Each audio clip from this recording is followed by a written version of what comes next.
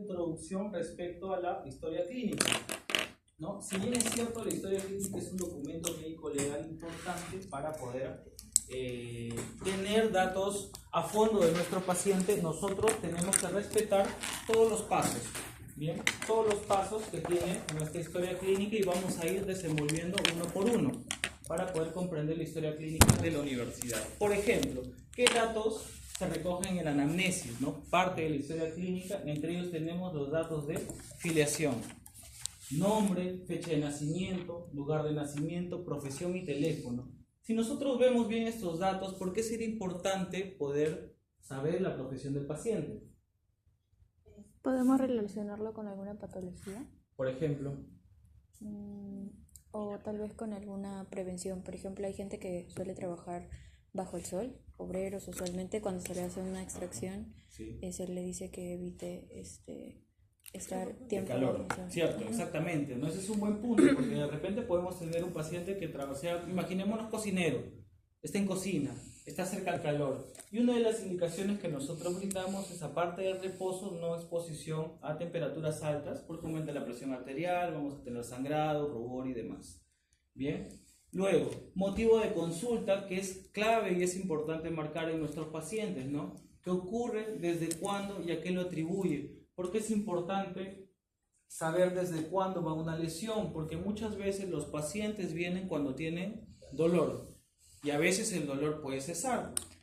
Y luego, posteriormente, podemos encontrar de repente un cuadro de necrosis, ¿no? En algún tipo de tejido, y cuando tenemos esa característica clínica no hay dolor, ¿cierto? Entonces es importante consultar también los tiempos. ¿Desde cuándo tiene fastidios mi paciente? Antecedentes personales. Cualquier enfermedad actual o pasada, diabetes, hipertensión o enfermedades cardíacas, es importante también poder saber los antecedentes de nuestros pacientes y si presenta alergias a medicamentos o qué fármacos está tomando. Este punto también es clave. Están llevando todo farmacología, ¿no? Entonces, dentro del área de farmacología van a entender también que hay fármacos que no pueden ir a la par con otros, ¿no? Porque no hay una buena sinergia, son antagónicos, entonces hay que ser bastante prudentes con el tema de las recetas. Otro punto importante también, alergias, y no solamente a medicamentos, sino también a compuestos anestésicos. Nosotros podemos usar articaína, mepivacaína, lidocaína, con la benzocaína no hay problema, que es tópico, no hay tanto problema porque es tópico, pero el inconveniente aquí es que podemos tener un paciente también con alergia, entonces tenemos que hacer las preguntas antes, ¿no? Eso también es importante, y antecedentes familiares de complemento. Entonces, parte de la historia clínica va de la mano con la exploración clínica, ¿no? Donde recogemos información directamente del paciente mediante nuestros sentidos o ayudados de instrumentos manuales. Nos apoyamos en la vista, la inspección, el tacto, palpación y oído, la auscultación. Por ejemplo, vamos a ver estas fotos de acá. Viene esta paciente a consulta, no tiene piezas dentarias, tenemos la sospecha de que puede tener agenesia, puede que no se haya formado piezas dentarias o puede tener piezas dentarias retenidas, ¿no? Entonces yo tengo un diagnóstico presuntivo. ¿Qué necesitaría yo para poder comprobar y tener posteriormente un diagnóstico definitivo? Una radiografía, ¿no? Probablemente. ¿Tipos de radiografía han visto? Una panorámica, ¿no? Una periapical no tanto, porque el campo es muy pequeño. Nosotros necesitamos ver en macro, ¿no? Entonces tenemos un seminario de exámenes auxiliares donde vamos a ver todo lo que compete a radiografías, tanto extraorales como intraorales. Y en la radiografía panorámica de complemento nosotros vamos a poder evaluar si están presentes. Si quiero ver la posición exacta, ya debería tomar otro examen mucho más completo, como por ejemplo una tomografía, ¿no? Una imagen en 3 dimensiones. Otro punto importante también es la ocultación del paciente, ¿no? Acá, por ejemplo, lo que se está haciendo es la palpación, ¿no? Tenemos algunos inconvenientes también a nivel de la articulación en algunos pacientes, y muchos de ellos pueden presentar clínica articular, una disfunción temporomandibular, una luxación discal con reducción, sin reducción, dependiendo de lo que parezca el paciente, y nosotros tenemos que ocultar, ¿no? Puede que tenga mayor dolor en una zona que en otra. Por lo tanto, vamos a realizar la exploración clínica extraoral y la intraoral. En la extraoral yo veo a mi paciente de frente y voy a evaluar si tiene asimetrías, porque esta asimetría puede estar asociada a un edema, a una inflamación, si tiene cambios de color o algunos abultamientos a nivel extraoral. Respecto a la palpación y perfil, yo puedo evaluar también el ATM, ¿no? Si mi paciente tiene ruidos articulares o tiene clic articular.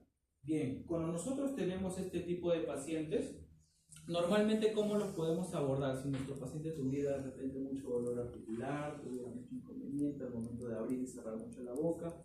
¿Han escuchado algún tipo de tratamientos para dolor en ATM? Férulas miorrelajantes, sí. Sin embargo, las férulas miorrelajantes normalmente te van a amortizar el dolor, va a disminuir el dolor, pero en algunos casos no es el problema de fondo.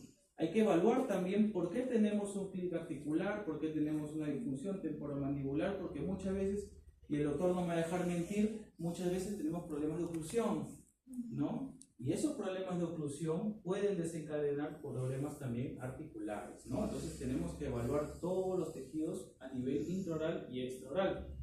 Exploración intraoral, tejidos blandos, periodontales y dientes. Miren, estoy poniendo dientes al último. ¿Por qué? Porque a veces el error que cometemos es que viene el paciente, lo sentamos en la unidad dental y automáticamente abre la boca y le ven los dientes.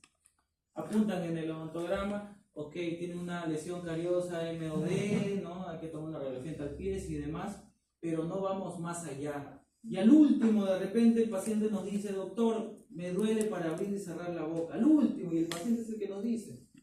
O de repente nosotros no vemos algunas lesiones que pueda tener en la mucosa o algunas características importantes en la mucosa. Entonces, vamos a hablar un poco del examen clínico. Respecto al examen clínico tenemos tres puntos importantes, ¿no? El examen general, regional y local. Por ejemplo, respecto al examen general, nosotros, y esto es importante también antes de que un paciente va a entrar a la sala, por ejemplo, tomar la presión de nuestro paciente, evaluar cómo está, porque podemos tener pacientes que sean hipertensos, ¿no? O hipertensos también no controlados. El examen regional también nosotros a nuestro paciente empezamos a hacer movimientos de apertura, lateralidad, protrusión con nuestro paciente, ver si tiene alguna disfunción temporomandibular y también evaluar el grado de apertura que tiene. Por ejemplo, podemos encontrar pacientes que tienen apertura limitada, ¿no? Entonces nosotros ya no vamos proyectando si es que vamos a realizar un procedimiento quirúrgico a tener mucho más cuidado y abordar de una manera diferente a este tipo de pacientes. Por ejemplo acá, ¿no? Tenemos, ¿cómo se llama este tejido aquí? Frenillo lingual, ¿no? El frenillo lingual. Es importante también evaluar los frenillos. ¿Por qué? ¿Por qué sería importante evaluar los frenillos? ¿Qué pasaría si tenemos una mala inserción del frenillo, por ejemplo, o un frenillo corto? ¿Qué problemas podríamos tener en el habla, ¿no? Muchas veces envían a los pacientes al fonoaudiólogo, no resuelve y al final el problema puede ser una mala inserción de frenillo. En bebés, ¿qué problemas podría causar? Por ejemplo, lactar, al momento de lactar, exactamente, ¿no? Yo hago bastantes frenectomías y acá el tema es que muchas veces, tenemos mamás que van a consulta y tenemos el problema, por ejemplo, de una mastitis, ¿no? El bebé no está succionando la leche.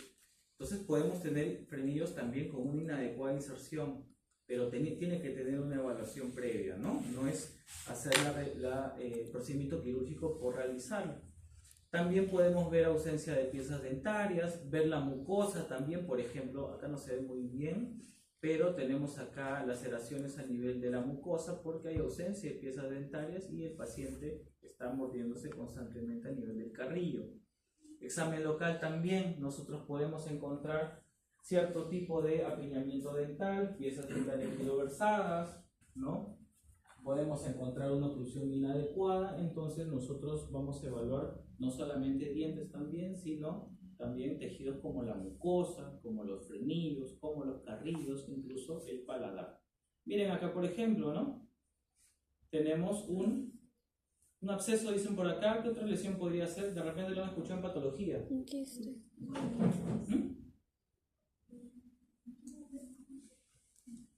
La paciente está embarazada. Un granuloma peor. ¿no? Característico en pacientes que están embarazadas. Y muchas veces, ¿qué puede pasar? ¿No? Viene, le tomamos una radiografía, encontramos que a nivel apical no tenemos ninguna lesión a nivel de la pieza, entonces está todo bien, pero si nosotros no indagamos un poco más, ¿no? No nos vamos a dar cuenta de ciertos factores. Exactamente, es un adenoma piógeno, ¿no? Y es bastante frecuente en pacientes que están embarazadas. Ok. También vamos a tener, por ejemplo, de la mano los diagnósticos, como mencioné, diagnóstico presuntivo, ¿no? Yo evalúo a mi paciente, yo veo ciertas características que me indican que puede tener de repente agenesia, ¿no? Piezas dentarias retenidas. Entonces, este diagnóstico yo lo voy a complementar con exámenes auxiliares. Dependiendo del procedimiento que yo voy a realizar, yo derivaré para de repente una tomografía, una radiografía, sea intraoral o sea extraoral, o en algunos casos también cuando tenemos procedimientos quirúrgicos muy invasivos, también necesitamos exámenes de laboratorio, ¿no? Exámenes de laboratorio para ver cómo está esa coagulación del paciente y demás. Ahora vamos con el odontograma, eso también lo van a ver en algunos cursos, el llenado del odontograma, de acuerdo a los cuadrantes y cómo van a llenarlo correctamente. Y para esto nosotros tenemos que tener en claro los exámenes auxiliares.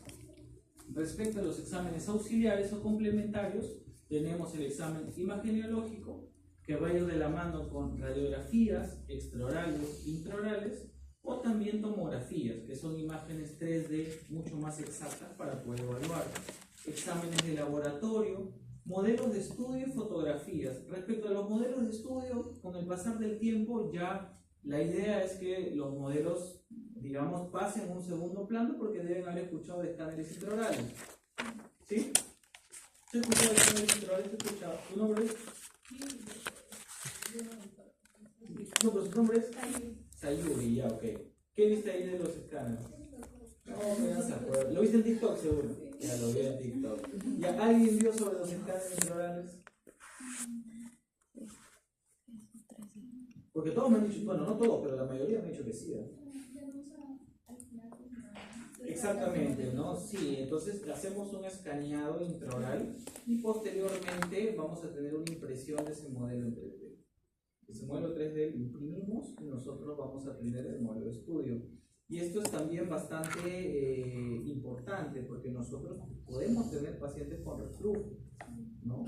Colocamos un alginato de repente que esté espeso, ¿no? Que no esté tan fluido, porque lo mezclamos correctamente y aún así el paciente tiene alcance y puede tener reflujo, ¿no? Entonces, más adelante, ahora también está, digamos, en vigencia y me imagino con el pasar de los años va a ser incluso mucho más accesible a más odontólogos. Y las fotografías también son importantes. Miren, les he enseñado algunos casos, ¿no? De complementos para poder ver todo el tema del diagnóstico.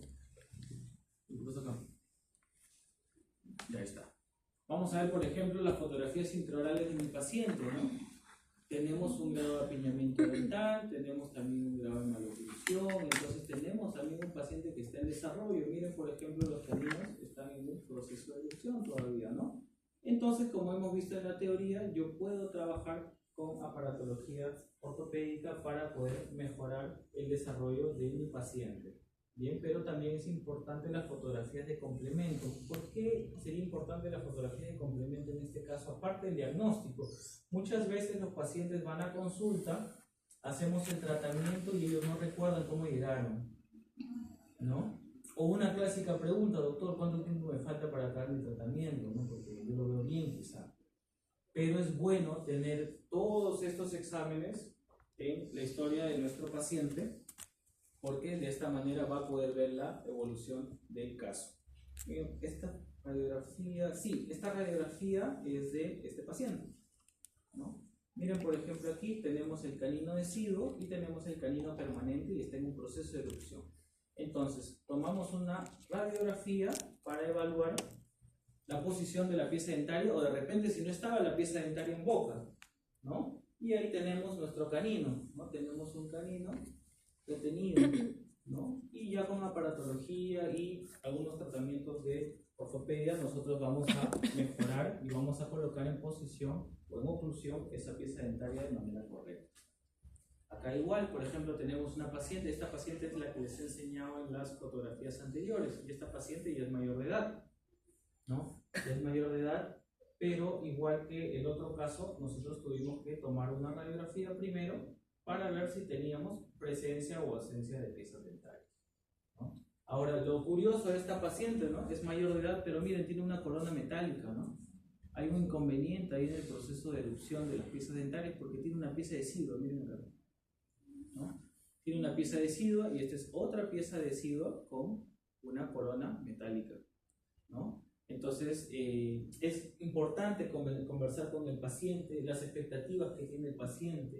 Por ejemplo, esta paciente usaba una prótesis removible en la parte superior, ¿no? En esta parte de acá, y para ella obviamente era bastante incómodo en las noches sacarse esa prótesis. La chica tiene 20 años, ¿no? Entonces imagínense el estado en el que ella se puede encontrar, porque tenemos un grado de fastidio, de incomodidad, porque estamos usando una prótesis removible. Entonces es bueno conversar también cuál es el motivo de consulta del paciente, ¿no?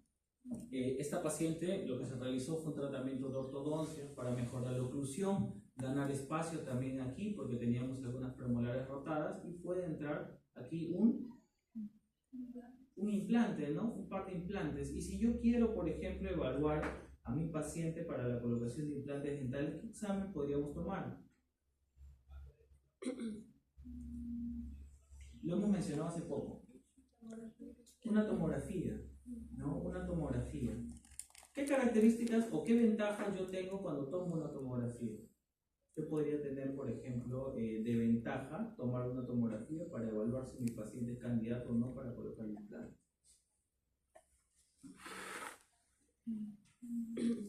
¿Por qué toma la tomografía? Que puedes ver en 3D el maxilar, que en este caso sería... Sí. Y en la zona exactamente donde se haría la cirugía, yo puedo ver dos cosas muy importantes, ¿no? Puedo ver la cantidad de tabla ósea que tiene, porque también puede que sea un paciente que de repente no es candidato para colocar implantes. Y también veo otra característica importante que muchos implantólogos no lo toman en cuenta, que es la calidad del hueso, ¿no? Tenemos diversos tipos de calidades de hueso, y dependiendo de que nosotros tengamos, nosotros podemos ver también si es candidato para colocar implantes, porque podemos colocarlo de la mejor manera, pero posteriormente podemos tener una reabsorción. Ahora, acá es importante también evaluar a nivel intraoral, ¿no? A nivel intraoral, en este caso con tomografías, con exámenes complementarios, fotografías que hemos tomado ahora. Miren, por ejemplo, la radiografía, ya nosotros vemos que, a diferencia de esta radiografía de aquí, donde teníamos un canino retenido, que no se veía en boca porque todavía estaba el canino deciduo, nosotros aquí ya tenemos la agenesia y tenemos ausencia total de piezas dentales, ¿no? Ya no tenemos piezas dentales en boca. Todos están llevando radio... No, es imagenología ahora, ¿cierto? Ok, entonces, bueno, esta parte se las van a explicar a más detalle en el curso, ¿no? Cómo es que tienen que hacer la interpretación de las piezas, ¿no? Vamos a ir por orden, en este caso, corona, raíz, espacio periodontal, hueso alveolar, estructuras anatómicas cercanas, posición de la pieza dentaria y, por último, algunos hallazgos radiográficos. Esta, por ejemplo, sería una radiografía periapical, ¿no? Una radiografía más pequeña y más localizada a lo que nosotros queremos ver. Como se mencionó en la diapositiva anterior, ¿no? Nosotros tenemos una secuencia para poder evaluar, ¿no? Corona, raíces, espacio periodontal, también hueso alveolar. Por último, también les van a comentar el tema de la interpretación y cómo nosotros tenemos que hacer la redacción de este tipo de imágenes, ¿no? Si no es una imagen radiolúcida, es una imagen radiopaca, ¿no? Eso lo van a ver también en su curso de imagenología. Ventajas de la tomografía, como bien han mencionado, es una imagen 3D. Esta imagen 3D nos va a dar la ventaja de poder ver en diversos sentidos, sagital, coronal, cortes axiales, y poder ver de la mejor manera la posición del futuro implante que nosotros podríamos colocar, o de una pieza dentaria también que podríamos extraer. Podemos tener piezas retenidas que puedan estar en el paladar. Yo no sé si mi abordaje lo voy a hacer de repente por vestibular o por palatino, porque todavía no he tomado una tomografía. Entonces, con la tomografía yo puedo ver que está hacia palatino y hago mi abordaje quirúrgico de una manera más segura. Bien, entonces podemos ver la cantidad, el ancho también óseo y de las tablas para nosotros hacer una medición y posteriormente una proyección para una colocación de implantes. Otro tipo de exámenes auxiliares también que hemos visto es el tema de los modelos de estudio. Si bien es cierto, más adelante vamos a estar trabajando, algunos de ustedes también van a trabajar con escáneres intraorales, pero los modelos de estudio hasta el día de hoy, y eso lo van a ver también este ciclo, ustedes llevan conclusión, ¿cierto? En conclusión, entonces van a ver toda la parte de modelos de estudio, la mezcla correcta del alginato para no mezclarlo tan fluido, que gelifique correctamente, esperar que gelifique correctamente, ¿no? Y esto nos va a ayudar para poder complementar el diagnóstico de nuestro paciente. Exámenes auxiliares también, porque podemos tener pacientes que tengan algún tipo de discrasia sanguínea de repente, o pacientes que tengan ausencia de factores de coagulación, deben haber visto en morfo, ¿cierto? Factor de la coagulación, por ejemplo, uno que falle, que es a veces frecuente en pacientes con discrasias sanguíneas, el factor de Willebrand, ¿no? Podemos tener ausencia de ese factor y por lo tanto podemos tener hemorragia también en nuestro paciente posterior a una cirugía, ¿no? Ese es uno. Otro también punto importante, pacientes que de repente tienen deficiencia de vitamina K, ¿no? O pacientes diabéticos no controlados, también podemos tener inconvenientes, entonces es importante los exámenes de laboratorio. Entonces, ¿cómo yo llevo un diagnóstico, no? Tengo primero un examen y un diagnóstico clínico, sin imágenes, sin fotos, sin modelos de estudio, sin radiografías. Entonces, yo qué es lo que yo voy a hacer o a dónde voy a llegar a un diagnóstico presuntivo. Sumado a este diagnóstico presuntivo, yo voy a solicitar o yo voy a realizar exámenes auxiliares o complementarios. Hemos visto fotografías, modelos de estudio, exámenes de laboratorio, examen también imaginológico. Y con todo esto, yo voy a llegar recién a un diagnóstico definitivo para poder realizar un plan de tratamiento correcto para mis pacientes. ¿Bien? ¿Hay alguna consulta hasta ahí? ¿Alguna duda? ¿Nada? Bien. Continuamos. Entonces esto es un poco más de lo mismo, ¿no? Vamos a ver las fotos para poder entender un poco mejor el ejemplo. Tengo mi paciente con ausencia de... ¿Qué piezas están ausentes? Que serían la 1-1 y la... No, no es la 1-1, pues todos me dicen que sí. Está atento. Pues la 2-2 y la... Ok, y la 1-2. Entonces tenemos ausencia de los laterales. Para esto yo quiero saber si tengo presencia de piezas dentarias o no. Por lo tanto, voy a tomar exámenes auxiliares o complementarios, ¿no? Y con esto llego ya posteriormente a un diagnóstico definitivo.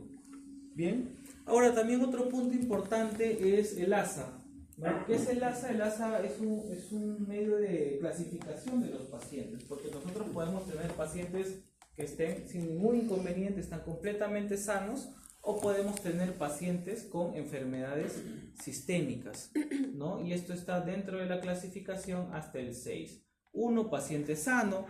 El ASA 2, paciente con una enfermedad sistémica leve o compensado, por ejemplo, pacientes asmáticos. Salud. ASA 3, paciente con enfermedad descompensada sistémica grave que limita su actividad pero que no resulta discapacitante. Miren, por ejemplo, una falla renal. No es un paciente incluso que está controlado. Ya vamos subiendo, vamos al ASA 4, paciente con enfermedad sistémica discapacitante que supone un riesgo constante para su vida, ¿no? Ya, entonces vamos viendo que los pacientes respecto al riesgo van aumentando. Y bien, ahora vamos a hablar un poco sobre los componentes de la historia clínica y qué historia clínica está manejando también actualmente la universidad, ¿sí? Vamos a ver algunos detalles importantes aquí, por ejemplo. Vamos a ir hasta las 9:30, me avisan, por favor, ¿ya? 9:30 me avisan. Vamos a ver aquí, por ejemplo, cuestionario de salud. Nosotros tenemos que consultar a detalle todos estos puntos en nuestros pacientes. Ahorita vamos a entender por qué. Miren, vamos al primer punto. Problemas respiratorios o asma. Sí o no, cuál y especifique. Nosotros podemos tener pacientes, por ejemplo, que sean respiradores bucales. ¿no? Pacientes que tengan de repente algunas características importantes, por ejemplo, son pacientes que tienen las ojeras bastante marcadas, pacientes con mordida abierta, pacientes con perfil hiperdivergente, ¿no? Dolicocéfalos, dolicofaciales. Entonces, nosotros debemos indagar en nuestros pacientes qué tipo de características puede tener, como por ejemplo acá, respirador bucal, si un paciente es asmático, por ejemplo. Otro punto, tuberculosis, enfermedades hepáticas, enfermedad autoinmune hormonal, diabetes también. ¿Por qué sería importante en este caso indagar, por ejemplo, el tema de la diabetes? ¿Qué tipo de diabetes tenemos? ¿En qué se caracteriza la 1? Hereditario de células pancreáticas. ¿Ausencia de? Células pancreáticas. No, o sea, no. Me han dicho bien 1 y 2. Genético, ¿no? Ya, en una uno es por no la secreta resistencia. y en la otra en menor cantidad, ¿no? Entonces en la 1, ¿por qué se caracteriza? Que no sé. Ausencia de- Secreción de- Hay una ausencia, ¿no? No hay una secreción en este caso, ¿no? No tenemos insulina. ¿Cuál es el inconveniente ahí? Que el paciente no produce. Entonces va a tener que inyectarse cada cierto tiempo. La tipo 2 nosotros tenemos en menor cantidad, produce pero en menor cantidad, y también hay un tipo de diabetes gestacional, ¿no? También un tipo de diabetes gestacional. Pero ¿cuál es el problema de mi paciente diabético, por ejemplo? Si es un paciente diabético no controlado. Evolución. La coagulación. Bien, aparte de la coagulación, uno de los problemas es que vamos a tener posteriormente, si no coagula, ¿qué puede pasar? La viral. Una infección, ¿no? Porque no tenemos una buena cicatrización del epitelio. La presión también, si es un paciente hipertenso. Por ejemplo, ¿por qué sería importante evaluar el tema de mi paciente si es hipertenso o no? Por la anestesia. farmacia. ¿Por qué? ¿Qué pasa con la anestesia? Hay anestesias especiales para Ajá. aquel tipo de personas. Exacto, yo escuché una palabra por acá. Vasoconstrictor, ¿no? ¿En qué influye el vasoconstrictor? Aumenta la presión arterial. Aumenta la presión arterial, ¿no? En la clase 4 nosotros vamos a hablar un poco sobre componentes anestésicos. Algunos de ellos van a aumentar la presión arterial porque tienen vasoconstrictores, ¿no? Entonces nosotros vamos a tener que indicar de manera correcta, sobre todo si es un paciente hipertenso no controlado. Problemas cardíacos también, si escuchas zumbidos o ruidos, enfermedades sanguíneas, hemorragias, hemos hablado hace poco, ¿no? Pacientes con discrasias sanguíneas, enfermedad renal crónica, pacientes anémicos, VIH, SIDA. Esto es importante porque muchos de estos pacientes no te van a llenar en la historia y no te van a decir, sí, tengo VIH, ¿no? Muchos de ellos, ¿no? Ocultan. Entonces, por eso en la segunda parte de la clase vamos a ver todo lo que compete a bioseguridad, porque a todos los pacientes tenemos que tratarlos como si fueran pacientes de riesgo, ¿bien? Teniendo consideraciones específicas. Artritis o reumatismo, epilepsias o convulsiones también, porque nos puede pasarnos en el consultorio y el paciente nos va a advertir si ha tenido cuadros, hace cuánto tiempo ha tenido ese cuadro, trastornos neurológicos o psiquiátricos, trastornos gástricos, cáncer o tumores, quimioterapia o radioterapia. Este punto también es para resaltar, ¿no? Por ejemplo, pacientes oncológicos conocen los tratamientos, a grosso modo, quimioterapia y radioterapia, ¿cierto? En nuestra área, uno de los inconvenientes que tenemos de mayor incidencia es en casos de radioterapia. ¿Por qué? Porque cuando los pacientes reciben radioterapia de cabeza y cuello, nosotros podemos tener...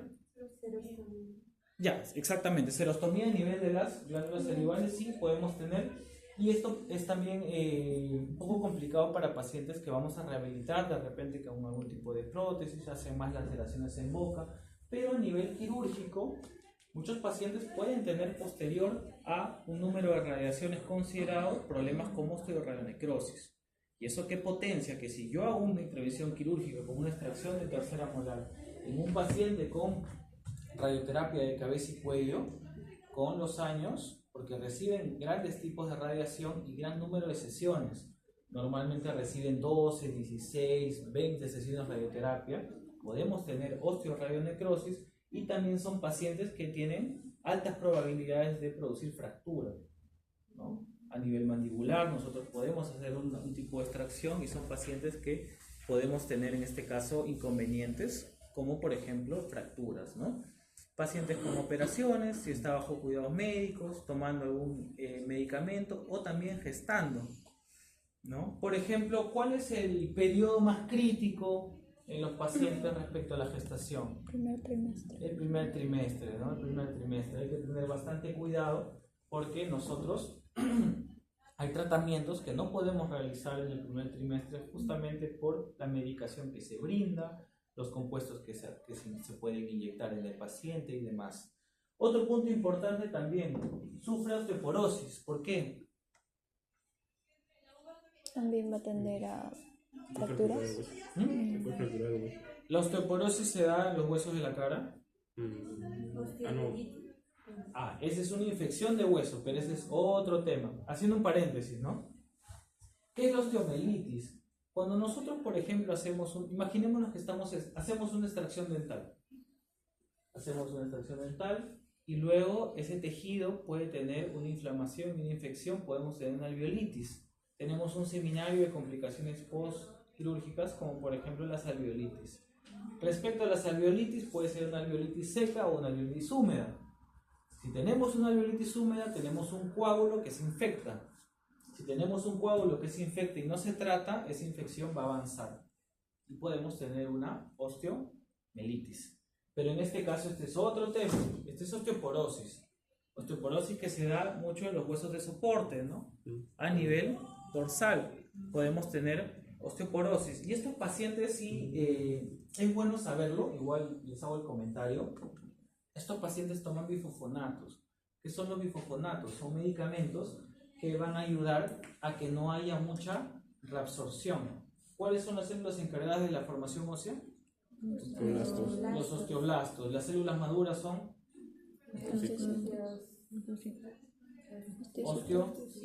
osteocitos y las células reabsortivas son. Entonces, un paciente con osteoporosis tiene aumentada la cantidad de osteoclastos. Los pacientes cuando se medican, nosotros vamos a tener en consideración que va a aumentar el número de osteoblastos para que no haya tanta reabsorción, ¿no? Pero la osteoporosis no se da con gran incidencia en huesos de la cara. Cuando tenemos osteoporosis en pacientes, por ejemplo, edéntulos, pacientes que han perdido dimensión vertical, pacientes que han perdido gran cantidad de piezas dentarias, ¿qué pasa con esa reborda alveolar? Se reabsorbe. Se reabsorbe, se atrofia, no hay función masticatoria. Entonces vamos a tener inconvenientes, pero la osteoporosis no se da a nivel de los huesos de la cara.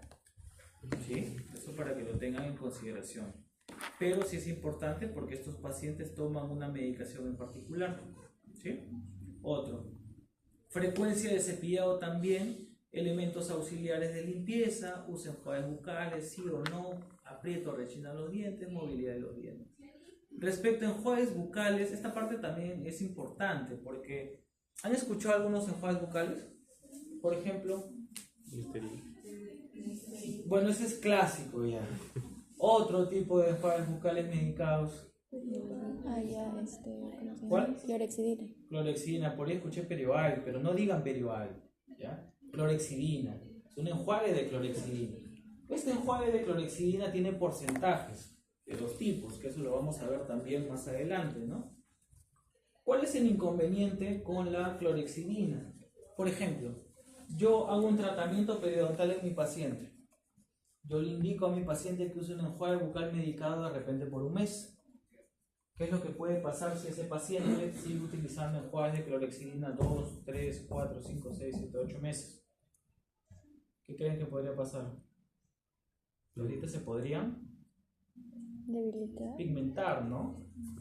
Se podrían pigmentar por el compuesto de clorexidina. Por eso es importante que nosotros hagamos seguimiento a los pacientes. Porque muchos pacientes creen que esos enjuagues medicados, como por ejemplo enjuagues de clorexidina, son para usarlo de manera perenne, ¿no? Pero también tiene otro tipo de efectos. Otro, si aprieto rechinan los dientes también, ¿no? Podemos tener una parafunción, podemos tener pacientes que tengan bruxismo. Nosotros cuando hacemos la evaluación podemos ver a nuestros pacientes con desgaste en los bordes incisales de las piezas dentales. ¿no?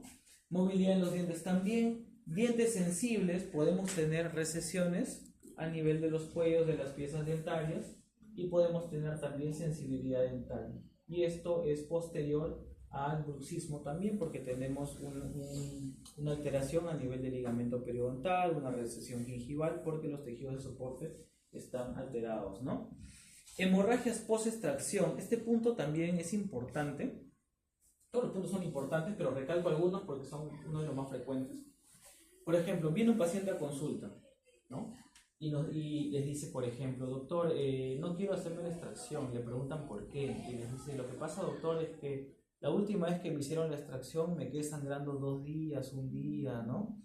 Y ahí nosotros podemos sospechar, ¿no? Porque, por ejemplo, si mi paciente, yo he realizado una cirugía de manera correcta, pero el postquirúrgico tiene inconvenientes, podemos tener un paciente con algún tipo de alteración en la coagulación, ¿no? Ahora, también esto depende mucho de la intervención quirúrgica. ¿Qué pasa si, por ejemplo, viene un paciente y le dice, doctora, no quiero hacerme la extracción? ¿Por qué? Lo que pasa es que el doctor se demoró 2, 3 horas, ¿no? Se demoró demasiado. Entonces, probablemente el abordaje quirúrgico no ha estado correcto, ¿no? Tenemos ciertos tipos de técnicas para poder extraer piezas dentarias que están retenidas. Vamos a entender un poco lo que es odontosección, lo que es osteotomía, ¿no? Para poder realizar extracciones dentales de la mejor manera. Bien, esto es respecto al sangrado. Ahora, también es importante el sangrado de las encías o supuración en encías. El sangrado de las encías automáticamente nosotros lo asociamos a gingivitis. Si esto no es, no lo solucionamos, digamos, en un mediano plazo o corto plazo, puede desencadenar una. ¿Y por qué se caracteriza la periodontitis? Ese es uno de los efectos secundarios en las piezas dentarias. Pérdida de tejido de soporte, ¿no? El tejido de soporte, ¿no? De las piezas dentarias, básicamente componente duro de las piezas de soporte óseo. Ahora, otro punto importante acá también, si presenta dolor, ¿no? En alguna pieza dentaria, hábitos como por ejemplo el fumar, ¿no? Hay muchos pacientes que, por ejemplo, tienen el hábito constante de fumar, pero ¿a partir de cuántas cajetillas podemos decir este paciente es fumador? 9 ya mucho ya. No, 1 es muy poco, 1 no es fumador. Podemos tener de 4 a más, ¿no? Hay pacientes que fuman de 4 a más cajetillas y, por ejemplo, viene a consulta un paciente y dice, doctora, quiero hacerme un clareamiento dental, quiero aclarar mis dientes, ¿no? Y es un paciente fumador, es un mal candidato, ¿no? Número 1, porque puede que sea un paciente que tenga recesiones gingivales producto del hábito de fumar, vamos a tener sensibilidad dental.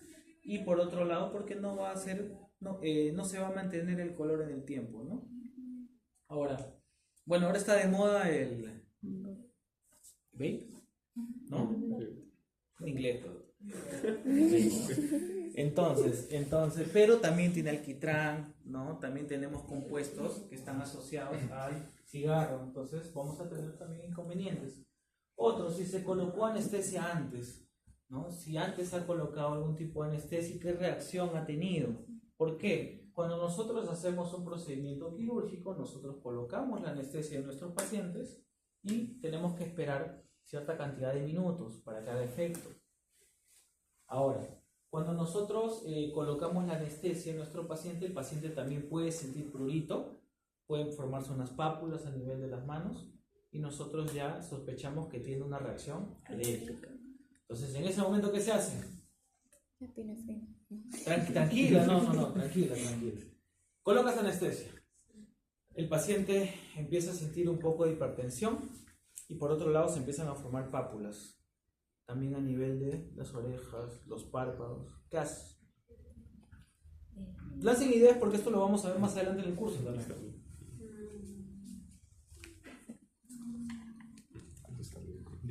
De frente lo va... Ese sería si fuera de repente algo más grave, un shock, de repente, un shock anafiláctico, algo así. Bueno, en primer lugar, primero, paramos la tensión. Segundo, has colocado un cartucho, ¿no? No has colocado, digamos, no has cometido el error de colocar 1, 2, 3, 4, 5 y esperar a que haga efecto y continúas, ¿no? Colocas tu primer cartucho, esperas un momento que todo esté bien, porque hay pacientes que vienen también hiperventilados. Pasa a veces, imagínense, la cita es a las 9, el paciente viene a las 9:30 y viene corriendo y de frente lo sientas en la unidad dental, ¿no? Ya listo, abre la boca, te voy a anestesiar. Ese paciente está con la frecuencia cardíaca alta, ¿no? Tenemos que esperar. Lo mismo acá, colocamos la anestesia y tenemos que esperar. Pero en este momento, si nosotros tenemos ya formación de pápulas, una reacción alérgica, cuando nosotros, ¿quién trabaja acá en un centro odontológico o en una clínica? ¿Todavía nadie? Bien. Todas las clínicas o consultorios tienen números de atención, números de emergencia, ¿no? Se hace la llamada de manera inmediata, ¿no? Y luego el paciente va para que le hagan una prueba de alergia, ¿no? Con el alergólogo. ¿Qué es lo que se suele hacer ahí? Se empieza a colocar ciertas topicaciones de, por ejemplo, lidocaína, mepivacaína, articaína, porque imaginémonos que mi paciente es alérgico a la lidocaína, tiene rayo alérgico o tiene pápulas, lo derivo a su casa. Entonces yo digo, ¿no? Mi paciente es alérgico a la lidocaína, no hay problema, la próxima cita le voy a poner mepivacaína. Paciente viene, vuelvo a anestesiar, pero puede que tenga tan mala suerte que mi paciente también es alérgico a la mepivacaína. Entonces se presenta lo mismo. Por eso, si mi paciente tiene ya un cuadro alérgico, nosotros tenemos que ir con el inmunólogo, el alergólogo, a hacer una interconsulta para descartar un tipo de alergia a ciertos componentes de la anestesia. Bien, tenemos diversos tipos de anestesia en odontología, pero puede que sea alérgica a 2 de ellos o una sola. Entonces tenemos que descartar eso. Bien, ¿hay alguna pregunta? ¿No? Algo frío. Ya todos han tomado un desayuno rápido, ¿no? ¿O no? ¿Nada? Bien, otro punto importante, exámenes extraorales, ¿no? Hemos visto ya la parte intraoral, hemos visto características de nuestros pacientes. Ahora vamos a ir con el examen extraoral. Respecto al examen extraoral, es también importante detallar algunos componentes, como por ejemplo los tercios de la cara, ¿no? Si mi paciente tiene, por ejemplo, es dolicocéfalo, mi paciente va a tener los tercios aumentados, ¿no? Un crecimiento hiperdivergente. Si mi paciente, por ejemplo, tiene la forma de la cara mesofacial, nosotros vamos a tener una armonía en los 3 tercios. Si, por ejemplo, tengo un paciente, imaginémonos, braquifacial, es un paciente que tiene los músculos masticatorios bastante voluminosos, bastante trabajados, ¿no? Con una hipertrofia. Entonces voy a tener mi tercio medio y tercio inferior aumentado. Y esto es importante saberlo porque es característico en pacientes dolicofaciales, respiradores bucales o, por ejemplo, mordida abierta anterior. Pacientes braquifaciales, desgaste de bordes incisales o desgaste también de piezas posteriores a nivel de las coronas. Tenemos mucho apretamiento, mucho bruxismo porque son pacientes apretadores. Otro punto importante, el perfil también. Podemos tener un perfil cóncavo, recto o convexo. Explicar esto creo que se entiende, ¿cierto? Perfil cóncavo, ¿no? Convexo y recto. Y esto es también importante con los exámenes extraorales. ¿Qué pasa si yo tengo un paciente que necesita un tratamiento de ortodoncia y tiene de repente un perfil cóncavo, ¿no? Hay que evaluar bien el caso para ver si es candidato a realizar extracciones dentales, porque yo este perfil cóncavo puedo volverlo más cóncavo todavía, ¿no? Luego, si presenta simetría o no presenta simetría, el ATM derecho o izquierdo y también la palpación de ganglios, ¿no? Muchas veces esto también hay que enfatizar porque nosotros podemos tener pacientes con fístulas. Y estas fístulas normalmente no van en vía ascendente, sino van en vía descendente. Es mucho más rápido y más fácil para las bacterias viajar de esa manera. Y podemos tener fístulas a nivel extraoral también. ¿Bien? Este punto también es anexado a la historia clínica y es el consentimiento informado. Este consentimiento informado va a detallar algunos pormenores que pueden suceder durante la intervención y también le va a indicar al paciente qué es lo que podría pasar posterior a la intervención. Vamos con este punto. La ética profesional debe valorar nuestras propias limitaciones y decidir si debemos o no remitir al paciente a un especialista o un centro hospitalario.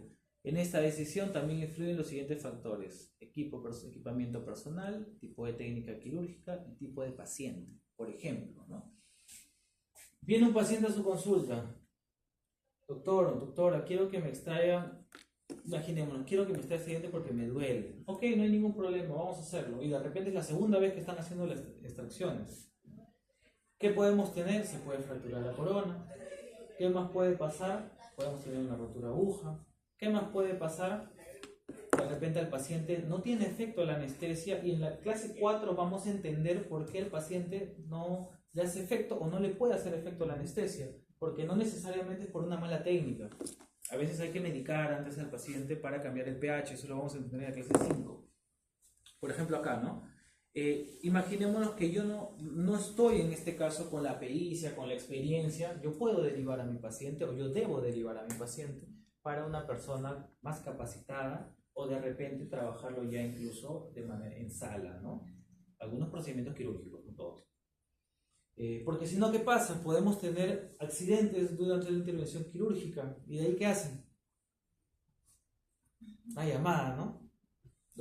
Al paciente le dicen, esperen un ratito, ahorita vengo, ¿no? Y hacen la llamada, doctor, me ha pasado esto, muy urgente. No, hay que saber los límites, ¿no? Cada uno de ustedes, cuando empiece ya a avanzar en la carrera, va a decidirse de repente por alguna especialidad, ¿no? A alguno le gustará rehabilitación, implantes, endodoncia, ortodoncia, etc. Entonces, cada uno va a abarcar un área en particular, o un área que domine más. Entonces es importante derivar también a los pacientes, y que los pacientes estén informados de lo que pueda pasar. Si bien es cierto, el colegio odontológico nos brinda consentimientos informados para cada área, pero ¿cuál es el detalle? Y ustedes lo van a ver ahora que les reparta los consentimientos. El detalle aquí también es que les falta mucha información a los consentimientos, ¿no? Normalmente en clínicas, en consultorios, tienen un consentimiento base y adicionan más información, porque hay cosas que no están detalladas aquí que el profesional sabe que puede pasar, ¿no? Ahora vamos a conversar un poco de eso. Y bueno, con esta parte recién hemos terminado la teoría, ¿sí? Bueno, estas son algunas fotos de algunos grupos, ya después tendremos la de nosotros al final, ¿ya? Este es el grupo del siglo pasado, creo que acá conocen algunos, ¿no? Sí. Ahí está, a ver si me acuerdo, Natalie, Yenre, Yamile, Tati, no, ella es Yamile y es Tatiana. Sí, me acuerdo de vos. Y bien, ¿hasta ahí hay alguna consulta con esta primera parte? Ya sí estuvo ganado ese ciclo. Fue el único hombre. Pero este ciclo he visto la foto de los chicos y ya se han acoplado más hombres. Creo que ya está con alguien más. ¿Bien? ¿Una consulta, alguna duda? ¿Todo claro? Voy a avanzar algunas diapositivas hasta las 9:30. ¿Sí? Vamos hasta las 9:30, nos tomamos un breve descanso, unos 15 minutos y regresamos.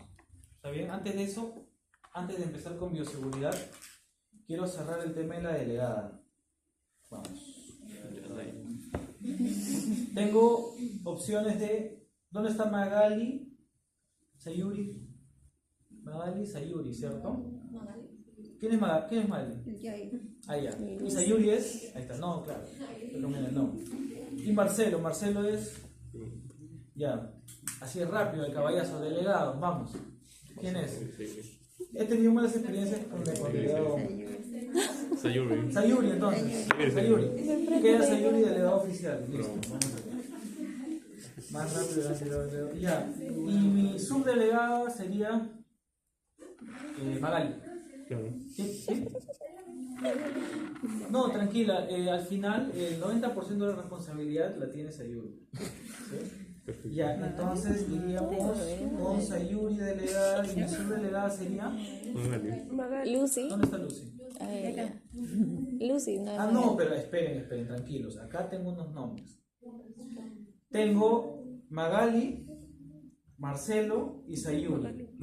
Sayuri ya es delegada, entonces vamos a tener que acoger a Magali. ¿Ya? Listo, ya unos aplausos breves. Unas palabras más a decir, no, mentira. Delegada y subdelegada, ¿ya? Vamos a coordinar, Doc, ¿qué le parece si, por ejemplo, podemos crear un grupo de WhatsApp del curso? ¿No? Porque de repente, si la comunicación es conmigo y yo no contesto, el doctor Zamudio también nos puede apoyar y así tener un feedback, porque vamos a ver 2 puntos a lo largo del ciclo, siempre. Número 1, los temas de seminario. Empieza en la semana 4. Empieza en la semana 4 y termina en la semana 4. Porque esa semana todo se expone. ¿Ya? Ahora, somos en total, ya están todos, todavía falta una persona que falta en la teoría. Sí, falta Sofía, que... Falta alguien, una persona falta entonces. 2, 4, 6, 7, 8, 9, 10, 11, 12, 13, 14. Somos 16 entonces. Sí, podemos armar grupos de 4, ¿sí? Para 4 temas de seminario.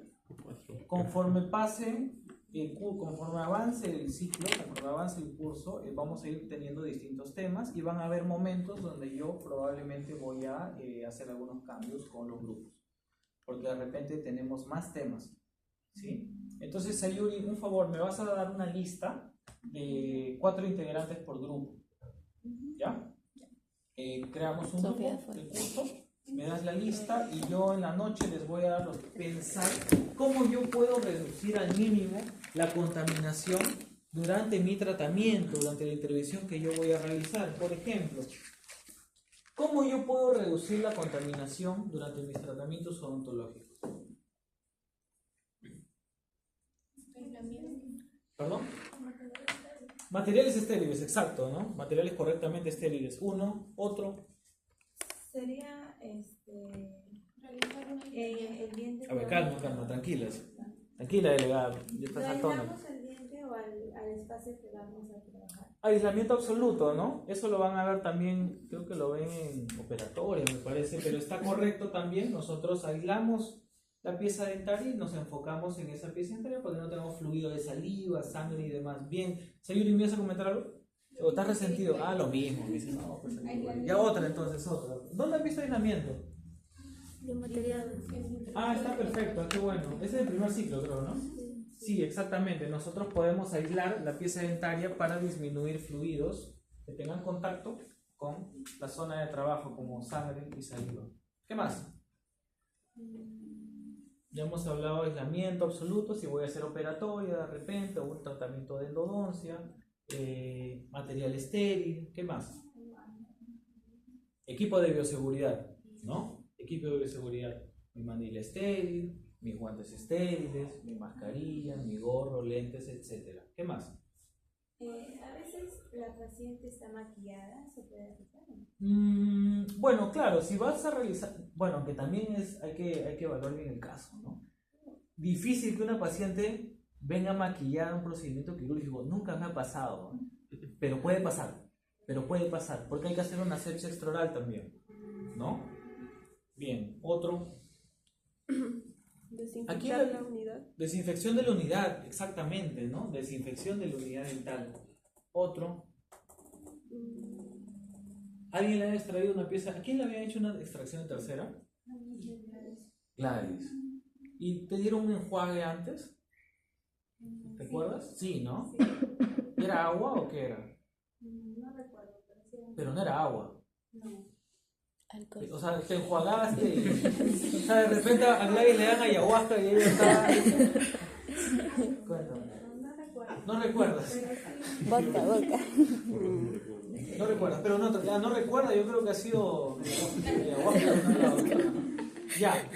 Bien, nosotros podemos trabajar con enjuagatorios orales, por ejemplo, que tengan clorexidina, lo hemos hablado, 0.2, 0.05, ¿no? Para poder disminuir la carga bacteriana. En boca tenemos millones y millones de bacterias y microorganismos. Si bien es cierto, no vamos a eliminar el 100%, pero vamos a disminuir el porcentaje de microorganismos que tenemos en boca. Por eso el enjuague previo también un procedimiento quirúrgico. Y esto es importante saberlo porque nosotros tenemos que reducir la contaminación de diversas maneras, si bien lo han comentado, ¿no? Por ejemplo, acá que tenemos un alveolo expuesto, tenemos una alveolitis, tenemos en este caso un inconveniente posterior a la extracción dental. Y miren acá, ¿no? Estas fotografías son de Perú, No, miren, por ejemplo, esta unidad dental, ¿no? Totalmente insalubre, creo que es su cuarto, es el cuarto del doctor, creo, miren esta otra unidad dental. No, miren los cajones, creo que acá está su ropa, ¿no? Miren cómo dejan la chaqueta, ¿no? Otro punto importante, por favor. Ahora que tengamos el break, ustedes salen con la chaqueta y ustedes, antes de ingresar, ya tienen que tener la chaqueta puesta. No la dejen acá, porque como han visto en la entrada, todos ingresan con el mandil. ¿Sí? Bien. Miren acá, por ejemplo, y esto la verdad que lo veo bastante, ¿no? El celular. O sea, nosotros no podemos estar atendiendo y al mismo tiempo enviando un mensaje, ¿no? O estamos atendiendo y estamos en la laptop cambiando de música. De repente Spotify no me gusta esa música y voy a cambiarla, ¿no? Pasa. Tenemos sangre, tenemos fluidos. Y esto es importante. Cuando tengamos nuestra práctica de anestesiología, cuando practiquemos entre nosotros, sí, vamos a tomar fotos, o ustedes se van a tomar fotos, yo lo veo, pero háganlo antes de empezar con el tratamiento, antes de empezar con la práctica, ¿sí? Eso siempre me pasa, siempre toman fotos antes de, pero no durante, ¿ok? Porque estamos trabajando, estamos en un ambiente de clínica, ¿ya? Y no vamos a trabajar para contaminar, aparte que están trabajando entre ustedes, ¿bien? Nos etiquetan si toman las fotos. Otro punto, ¿no?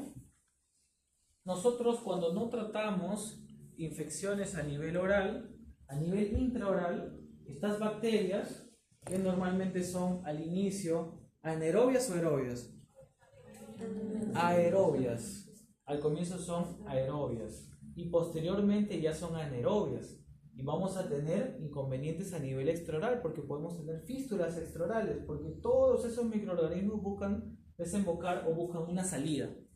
Entonces, respecto a bioseguridad, vamos a entender 3 puntos importantes.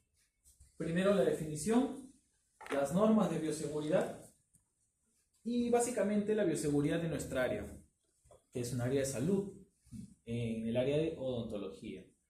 Respecto a la bioseguridad, ¿no? Es un conjunto de medidas que deben ser adoptadas con el fin de reducir o eliminar los riesgos para el personal, comunidad y el medio ambiente, que pueden ser producidos por agentes infecciosos físicos, químicos o también mecánicos, ¿no? Miren, no solamente es un agente infeccioso, ¿no? Puede ser en este caso físico, químico y mecánico. ¿Por qué? Nosotros trabajamos con gran material punzocortante, ¿no? Ustedes pueden colocar una anestesia y de repente no vamos a aprender también cómo cerrar correctamente porque muchas veces hacen esto y el problema es que se pueden hincar, se pueden pinchar el dedo y ¿qué hacen? En ese momento no le van a decir al doctor, al señor, ¿usted tiene SIDA? No, ustedes por eso han llenado una correcta anamnesis, una correcta historia clínica y por eso ustedes van a respetar bastante los principios de bioseguridad. ¿Bien? Porque eso les puede pasar y ojalá nunca me ha pasado en la práctica, nadie se ha hincado, están preguntando ustedes si tiene una enfermedad o algo así, pero ya traten de armar una pareja de confianza. Respecto a la OMS, ¿qué es lo que nos dice la OMS? Ese microscopio nos tapa un poco, pero creo que sí ven, ¿no? No. ¿Ven? Las letras no. Un poquito más allá, coloque su cuello. Ya está viendo, ya. Sí, no te preocupes, yo lo muevo en el break, a ver si lo puedo mover. ¿Qué es lo que nos dice la OMS, no? La administración de inyecciones en condiciones no seguras llegó a causar 33.800 nuevas infecciones por VIH y 1.7 millones de infecciones por hepatitis B. ¿Cuántos están vacunados contra la hepatitis B? ¿Cuántos de ustedes? ¿Y el resto? No necesitas terminar la carrera para vacunarte contra la hepatitis B, ¿eh? Otro tipo de vacuna importante que ahora también se promueve y es gratuita es neumococo, ¿no? Y ¿cuál sería otra importante si nosotros manejamos bastante material punzocortante? La vacuna contra el tétano, ¿no? Vacuna contra el tétano. ¿Esa tienes? Sí, ahorita recién hace un mes. ¿Esa es su cartilla? Voy a llorar, ¿ah? A ver. No dice tétano. Sí. No sé. El 9 de septiembre. No, acá está tétano, parece. Tétano. Pero te falta la tercera dosis. No. Te vacunas contra el SIDA. Acá está la fecha, ya vi. Un punto más se ha traído. Le han soplado de ayer, seguro. Está bien. Ven, no necesitan estar ustedes ni terminar la carrera, ¿no? Tienen que vacunarse. Bien, volvemos a la clase. Voy a enseñar luego del break este video para no perder tiempo. Un comentario Dele. que le puede ayudar, ¿no? Voy Porque poniendo no el quiere video. gastar dinero. El MINSA vacuna contra hepatitis, punto de dosis. Hoy al mes y creo que a los 2 o 4 meses. Y es gratuita. Cuando tengan recién las 3 vacunas, ustedes pueden estar seguros que están vacunados, no con la primera, no con la segunda, no con la primera. Es gratis. La de tétano también. Neumococo también. Y si no quieren vacunarse, díganle que ustedes tienen diabetes. Inventa una enfermedad crónica para que sean comórbidos y no vacunen.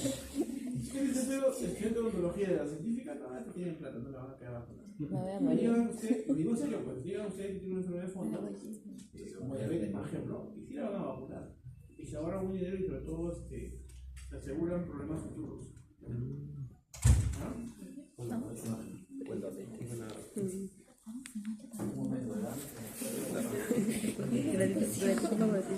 un grupo de diabéticos que venimos a Prediabetes, no nos van a creer si No, porque si se cree, Voy a todavía llamar tienes oportunidad de salvar. Sí, gracias. pero no quiero. Listo. Ahorita no, dije. Ay, No lo amigo, ubico. ¿cómo me haces caer? Debería estar acá a la derecha, vacunados, y nosotros debemos de anticiparnos, ¿no? ¿Cuántos de ustedes han hincado con un metal, por ejemplo? De repente hace algunos años atrás, un poco más niños, ¿no? Que ellos antes son niños todavía. Para mí son niños. Han hincado en algún momento, ¿no? ¿Y qué es lo primero que pregunta? ¿Está oxidado o no está oxidado? Sí. ¿No? Nosotros trabajamos con material altamente punzocortante y riesgoso. Por ejemplo, cuando nosotros hagamos las prácticas, vamos a entender cómo nosotros colocamos la hoja de bisturí en el bisturí, cómo agarramos correctamente nuestra aguja, cómo cerramos los puntos de sutura, cómo colocamos la anestesia, porque lo veo incluso en profesionales ya egresados, ¿no? Ponen la anestesia, cogen la tapa y hacen esto, ¿no? ¿Qué pasa a veces, no? A veces no ves la aguja, o sea, ya por inercia lo cierras y al final te hincas. Entonces puedes tener algún tipo de inconveniente ahí. Entonces tenemos vacunas de la hepatitis, tenemos la vacuna del tétano, neumococo también, y hay que tener cuidado con pacientes que tengan VIH. ¿Cuál es el inconveniente con los pacientes que tienen VIH, por ejemplo? Que nosotros, si no nos damos cuenta de algunas lesiones corales, vamos a tener un mal diagnóstico o no vamos a diagnosticar correctamente. Por ejemplo, gracias. ¿Cuál sería el inconveniente, por ejemplo, si nosotros no encontramos algunas lesiones en boca características del paciente con VIH, por ejemplo?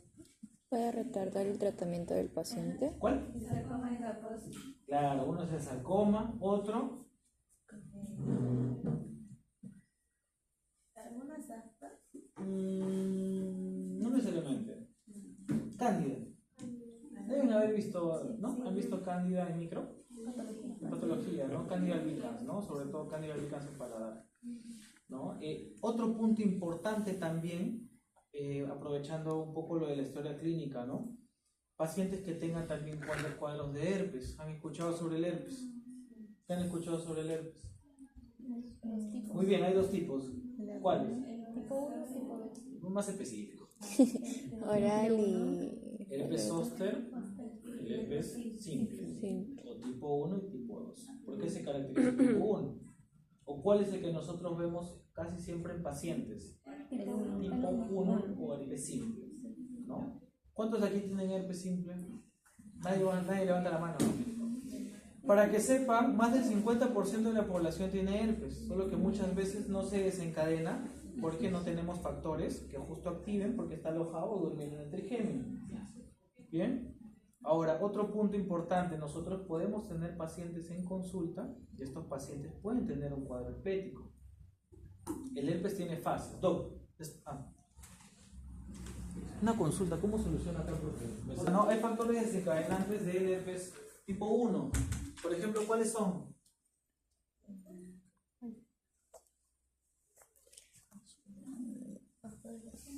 ¿Cuál? ¿Puedo? Sí. Cuando tenemos cuadros de herpes simple en algunos pacientes hay factores desencadenantes del herpes. Ya. Cambios de temperatura bruscos. Caliente o frío. Bien, por experiencia, ¿no? Otro, no, mentira, no estoy bromeando. Otro, ya no, nadie va a querer participar ahora. Otro. Sistema inmunológico deprimido también, ¿no? Son factores desencadenantes para que tengamos cuadros de herpes. Y otro clásico en ustedes por los exámenes, el estrés, ¿no? Y el herpes simple tiene 3 fases. Tiene una fase prodrómica, vesicular y de costra. Y muchos pacientes no vienen con la fase prodrómica, que es la fase de Picort, vienen en la fase vesicular.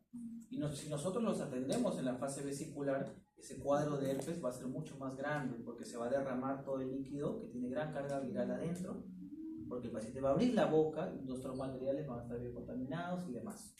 ¿Bien? Listo. Entonces, aprovechando la siguiente... esto lo voy a ver después.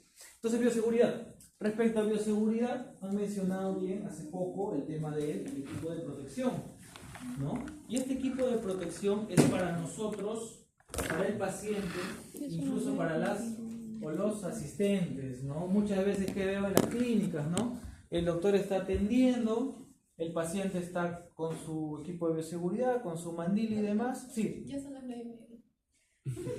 Ya me olvido. Está bien, vamos a tomarnos unos 15 minutos, chicos. 15 minutos.